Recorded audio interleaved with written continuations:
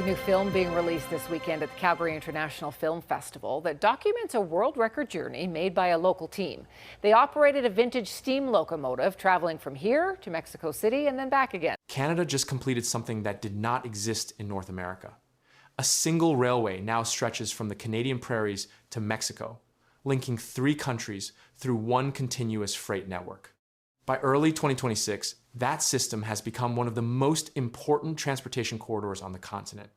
It carries grain, fertilizer, vehicles, consumer goods, and industrial products across nearly 20,000 route miles under one railroad company. The network belongs to Canadian Pacific Kansas City, or CPKC.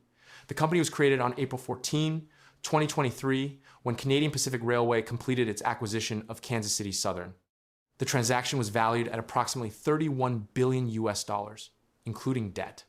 Following approval by the U.S. Surface Transportation Board, the merger created the first and only single-line railway connecting Canada, the United States, and Mexico. CPKC's network extends from the Port of Vancouver on Canada's Pacific coast through Calgary, Winnipeg, Minneapolis, Kansas City, and deep into Mexico. According to the company, the railroad operates approximately 20,000 route miles and employs about 20,000 railroad workers.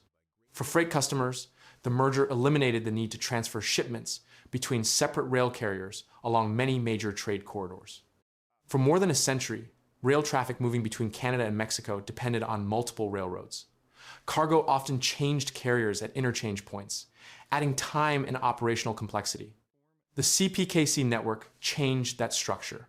A shipment can now move across thousands of miles under one railway operator. One of the clearest examples involves agricultural exports. Canada is one of the world's largest producers of oats. Mexico has become an increasingly important destination for those exports. In recent years, CPKC developed what became known as the Oat Express, a dedicated service linking Canadian prairie producers with Mexican markets.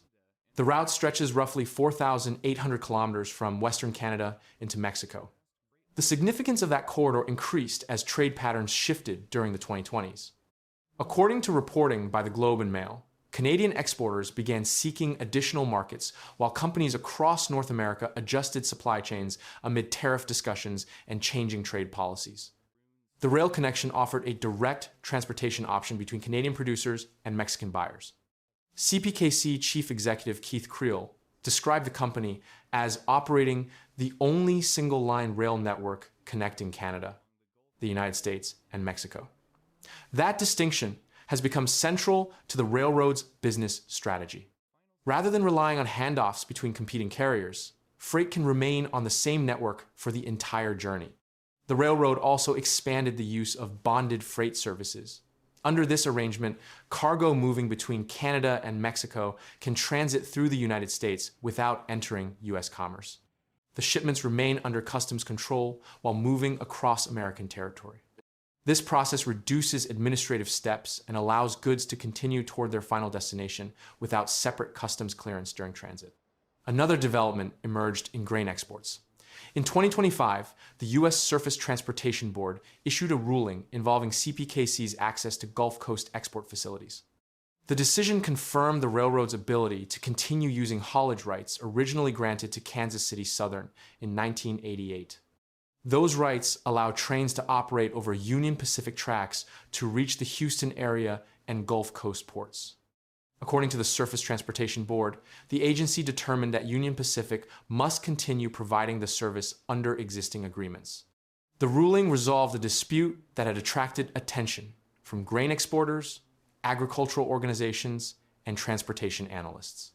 The outcome carried significant implications for agricultural shipments. Through those haulage rights, Canadian grain can reach Gulf export terminals while remaining under CPKC control.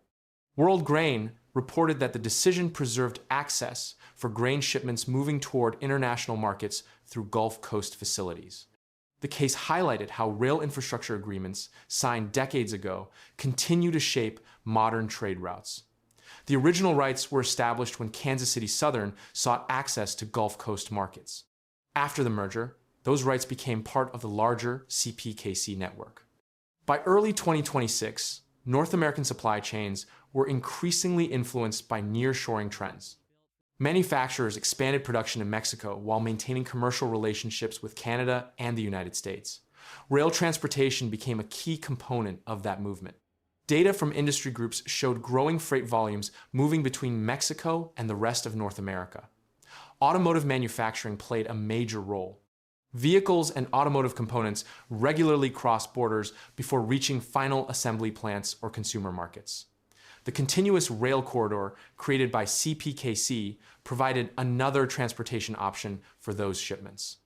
The railway's reach extends into major Mexican industrial centers, including Monterrey, San Luis Potosi, and Mexico City. Those regions have experienced substantial manufacturing growth during the past decade. Products ranging from appliances to automotive parts move through these corridors. In Canada, the network connects resource-producing regions with export gateways and manufacturing centers. Grain from Saskatchewan, potash from prairie provinces, and industrial goods from central Canada can move onto the same rail system destined for markets thousands of miles away. The scale of the operation became highly visible in 2024 when a historic steam locomotive excursion traveled from Calgary to Mexico City. Organized by CPKC, the journey covered thousands of miles across the company's integrated network. According to CTV News, the trip resulted in a Guinness World Record for the longest distance traveled by a steam train and demonstrated the physical continuity of the railway system created after the merger. The journey also illustrated how the network functions operationally. A train could travel from Canada into Mexico through a connected route managed by a single company. Before the merger, that level of integration did not exist under one railroad operator.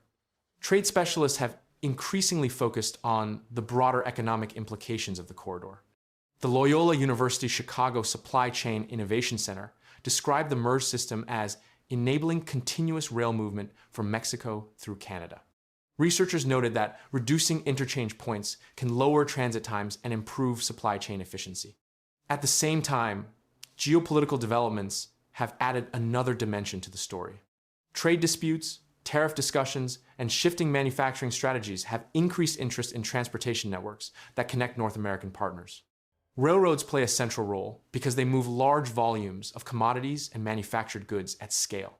The CPKC system does not physically bypass the United States. Trains still travel through American territory when moving between Canada and Mexico. However, the network allows cargo to remain on a single railway from origin to destination. That operational structure distinguishes it from previous arrangements that often required multiple carriers. As of March 2026, CPKC remains the only railroad offering a continuous single-line service linking all three countries under one company. The network spans approximately 20,000 route miles. It connects ports, agricultural regions, manufacturing centers, and major population hubs across North America. Keith Creel summarized the significance of the merger shortly after its completion.